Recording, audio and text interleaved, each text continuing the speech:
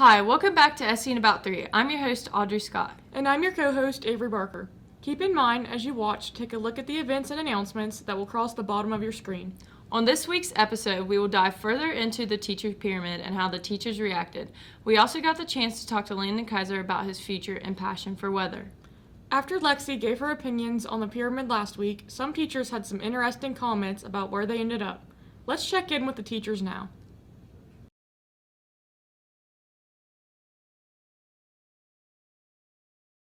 Last week on SEN3, I ranked some of our favorite teachers on the teacher pyramid. This week, we asked their opinions on where they were placed on the pyramid. Explain your feelings on where you were put on the pyramid. You know, it feels pretty good. Being the top of the pyramid, top dog, it's a pretty good feeling. How do you feel about being on the bottom of the pyramid? The bottom? Well, a common misconception is that means like we're last. Actually, what it is, they put the best looking ones on the bottom, except for Mr. Smith. That's an honorable mention thing. I'm happy with my placement on the pyramid. Why? Because I felt it was like middle of the road, and also I was happy with the comments that you made about myself. I was a little offended I wasn't at the top, but it's okay because you said I couldn't be at the top always. But I wasn't too upset about it. I didn't cry too much, just for like a class period. But I was satisfied. Maybe next time I'll achieve higher. Where do you think you should have been put on the pyramid? Obviously the top, Why? because I am the top teacher. I think you should have been placed on the pyramid. Anywhere but under Grigsby. Pretty much every week right at the top. Yeah. This second place, not for me. You know, this is my feeling right here. I've decided to give you a Friday school. So there you go. See you Friday. As you can see, some were pleased with where they were placed, but others not so much.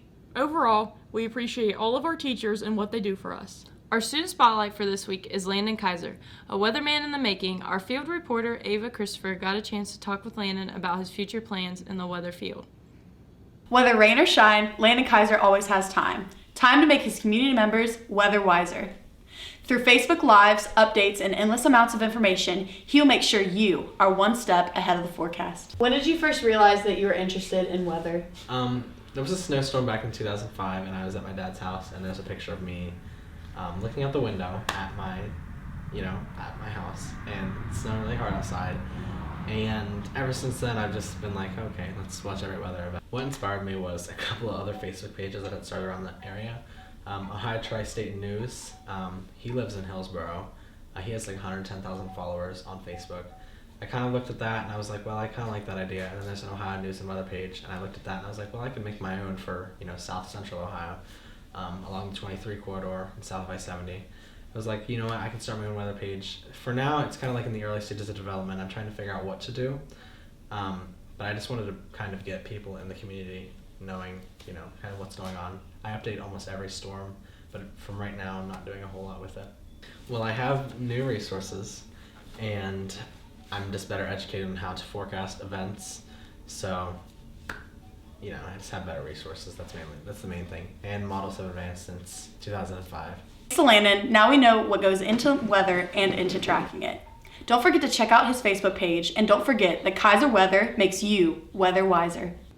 Maybe we will see Landen on Channel 4 giving us our daily weather report. He has big plans, and we hope he achieves all his goals. If you want to see the whole interview, check out our YouTube channel and give it a big thumbs up. This has been episode 4 of SE in About 3.